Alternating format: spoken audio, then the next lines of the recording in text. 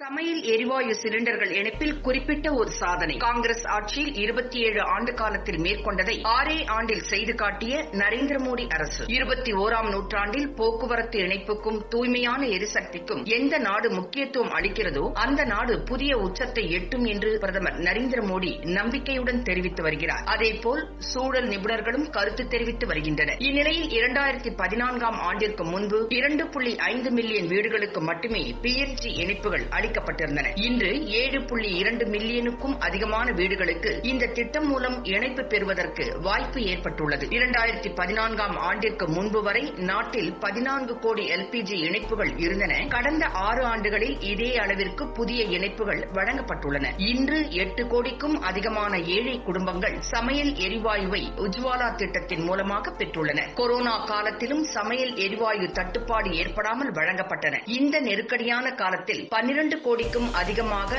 இலவச எரிவாயு உருளைகள் ஏழை எளிய மக்களுக்கு வழங்கப்பட்டுள்ளது. எரிவாயு கொண்டு செல்லும் போக்குவரத்து இணைப்புகள் இப்போது முன்பை விட 2 மடங்கு அதிகரிக்கப்பட்டிருப்பதன் மூலமாக ஏற்கனவே அதிக அளவில் உற்பத்தியாகும் சமையல் எரிவாயு இப்போது மக்களுக்கு எளிதாக கிடைக்கிறது. இதனால் மண்ணெண்ணெய் பயன்பாடு வெகுவாக குறைந்துள்ளது. இந்நிலையில் பல மாநிலங்களும் யூனியன் பிரதேசங்களும் மண்ணெண்ணெய் பயன்பாடு இல்லாத மாநிலங்களாக தாங்களாகவே அறிவித்து வருகின்றன. இது 6 ஆண்டு காலத்தில் பிரதமர் நரேந்திர மோடி அரசு செய்த சாதனையாகும் என கூறப்படுகிறது.